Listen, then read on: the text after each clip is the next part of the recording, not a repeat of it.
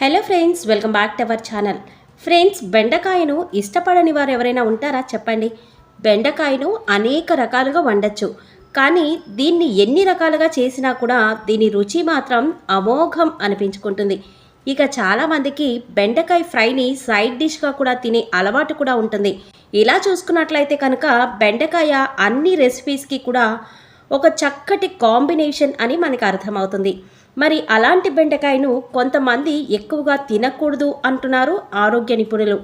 అయితే మరి బెండకాయను ఎవరు తినచ్చు, ఎవరు తినకూడదు అనే పూర్తి వివరాలను ఈ వీడియో చూసి తెలుసుకుందాం. కానీ ఫ్రెండ్స్, అంతకంటే ముందుగా మాది మీకు ఒక చిన్న రిక్వెస్ట్. వీడియోని మాత్రం ఎక్కడ కూడా స్కిప్ చేయకుండా పూర్తిగా చూడడానికి ప్రయత్నించండి. అప్పుడే మేము ఏం చెప్తున్నామో మీకు పూర్తిగా అర్థమవుతుంది. అలాగే వీడియోని లైక్ చేసి మీ ఫ్రెండ్స్ అండ్ ఫ్యామిలీ మెంబర్స్తో షేర్ చేసుకోండి. ఎందుకంటే మీ లైక్ అండ్ షేర్ మాకు ఎంతో సపోర్టింగ్గా ఇంకా ఎంకరేజింగ్గా కూడా ఉంటుంది. ఇక ఇప్పటి వరకు కనుక మన కేఎస్కే హోమ్ ఛానల్ను సబ్స్క్రైబ్ చేసుకోకపోతే సబ్స్క్రైబ్ చేసుకుని పక్కనే ఉన్న గంట సింబల్ నొక్కి ఆల్ సెలెక్ట్ చేసుకోండి. అప్పుడే మేము పెట్టే ప్రతి వీడియో కూడా ముందుగా మీకే నోటిఫికేషన్గా వస్తుంది. ఇక ఆలస్యం చేయకుండా వివరాల్లోకి వెళ్ళిపోదాం. బెండకాయ తింటే తెలివితేటలు పెరుగుతాయి అని పెద్దలు అప్పట్లో చెప్తూ ఉండేవారు. అయితే మామూలుగా తినమని చెప్తే మనం తినమేమోనని అలా చెప్పేవారేమో అని అనుకునేవాళ్ళం.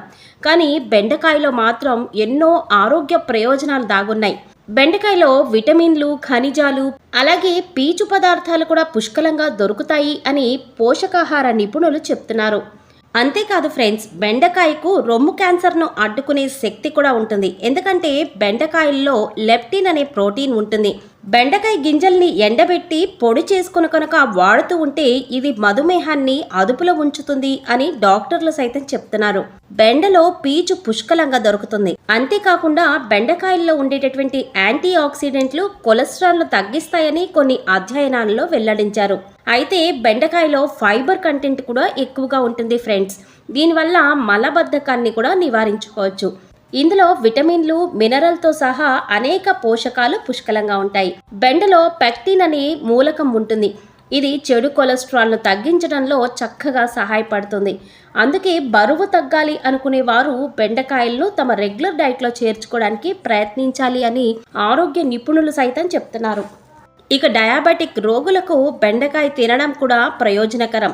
ఎందుకంటే ఇందులో ఫైబర్ అధికంగా ఉంటుంది కనుక బెండకాయలు తినడం వల్ల జీర్ణ వ్యవస్థతో పాటు శరీరంలోని చక్కెర స్థాయిని కూడా నియంత్రించవచ్చు. ఇతర కూరగాయల కంటే కూడా బెండలో యాంటీ ఆక్సిడెంట్లు అనేవి ఎక్కువగా ఉంటాయి. అందువల్ల క్యాన్సర్ ప్రమాదాన్ని కూడా తగ్గించవచ్చు. అంతేకాకుండా ఫ్రెండ్స్, బెండకాయ రోగ నిరోధక శక్తిని కూడా మెరుగుపరుస్తుంది.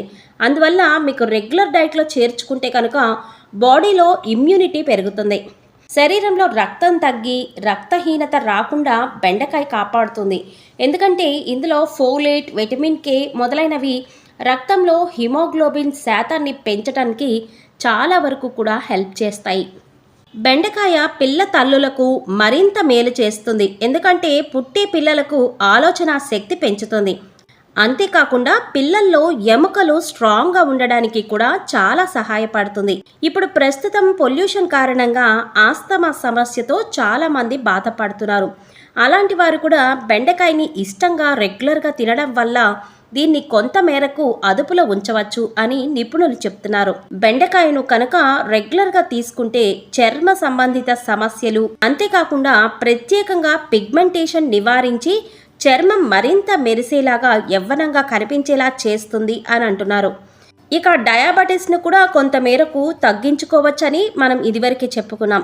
సో చూసారు కదా ఫ్రెండ్స్, బెండకాయ వల్ల మనకి కలిగే ఆరోగ్య ప్రయోజనాలు. అయితే బెండకాయ కొంతమంది ఎక్కువగా తీసుకోకూడదు అని ఆహార నిపుణులు సూచిస్తున్నారు.